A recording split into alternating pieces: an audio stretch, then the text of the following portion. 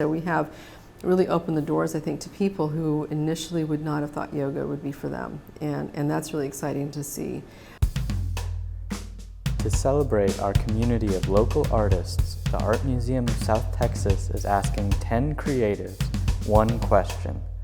What 10 tools do you use to make blank?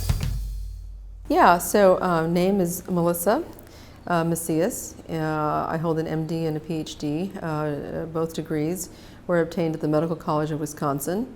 I'm a board certified neurosurgeon with the American Association of Neurological Surgeons. 5 years ago, if you had told me, or 3 years ago, if you told me I'd be a partial owner of a yoga studio and doing this work, I would have said, you're crazy.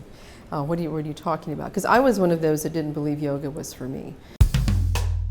The practice of yoga itself, there's multiple different forms. There's Kundalini yoga, there's Hatha yoga, there's Vinyasa yogas, there's restorative yoga. So each of those function in a very different way, but the purpose of yoga is yoke. It's to bring together, and it's to bring together the mind, the body, and the soul. So that's what we're trying to do at Akasha, is trying to provide multiple different disciplines of yoga and meditation and sound experiences, aromatherapy experiences, and we're calling them experiences, not therapy, because therapy connotates that you're receiving this to heal something specifically. So, you know, the folks that practice there and that teach there, they're not healers or shamans, or there's nothing mystical about it. It's experiences to help balance the body and to help a person integrate within themselves to feel good and to combat, you know, stress and disease and illness. It's more of we call it a prescriptive practice, a practice that resonates for you. And I think art, it does mirror that, because art is the same thing, because there are certain milieus that a person can really relate to, and there are some that are like, that's just not me, that's not my type of art, it doesn't resonate with me. Yoga and meditation are the same way. Meditations can be either a guided with earphones, it can be a quiet meditation by yourself, it can be in a group meditation. Again, many different kinds of meditations, and it depends on how and what resonates with the person. Some folks can't stand to have earphones on. It's overwhelming, it's confining. Other folks love to go in a quiet room and just put the earphones and just kind of escape with that. Sound is really important. Sound has frequency, it has vibration. Just like colors on a palette have a certain frequency in their brilliance, sound does too. And some sounds and frequencies can be very calming to some or very disturbing to some. So you have to find which one works for you. Smell, aroma, essential oils, the same thing. We actually, Akasha itself works with a person in Florida who's really incredible and has great integrity with the work that she's doing, because that too triggers a very specific pathway in the brain through the limbic system, the olfactory system, limbic system, and it really also has very similar effects of calming, soothing, and relieving stress. Of course, the tools of the trade, you know, you have your mat, and so having a beautiful mat that really is fitting for you. Props you might need to help you.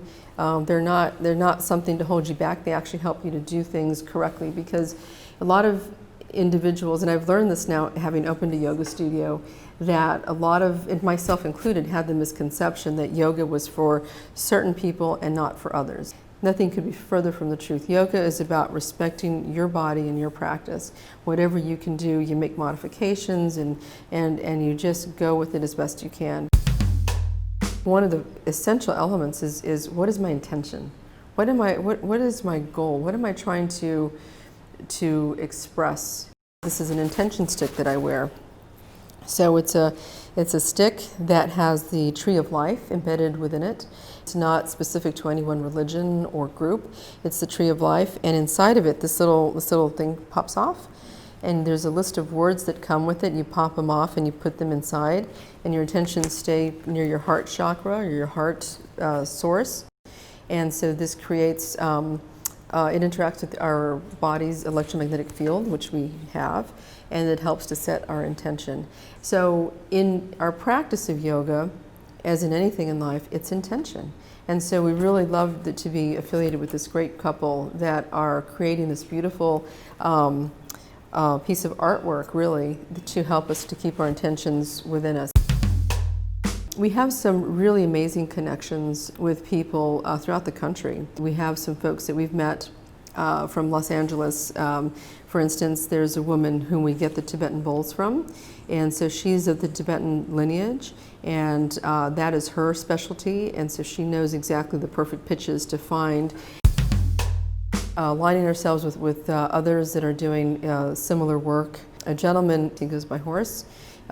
He's of the Lakota tradition. He brings to our circle or to our group a practice of sacred listening. And this is a really incredibly foundational experience of learning how to listen not just to others, but to ourselves, and how we interact in our world and why. So community is a big part of that. That's another element here. Community is the whole reason that was our intention. We had a group together that was doing the yoga, and that was started by a dear friend of mine, Lynn and Vance Crocker. And so we were in the throes of starting Akasha, and I thought, so we have some green space next door as well that is part of Akasha. And so stage 2 is going to be putting community gardens there and making it available to others. You know, that's another thing that's really important. A lot of times some of these things can be, economically difficult for people. So we're trying to really provide programs that are accessible, and we want everyone to experience it. This is not selective, it's not exclusive. It is for anyone who's interested, and we'll help to make that happen.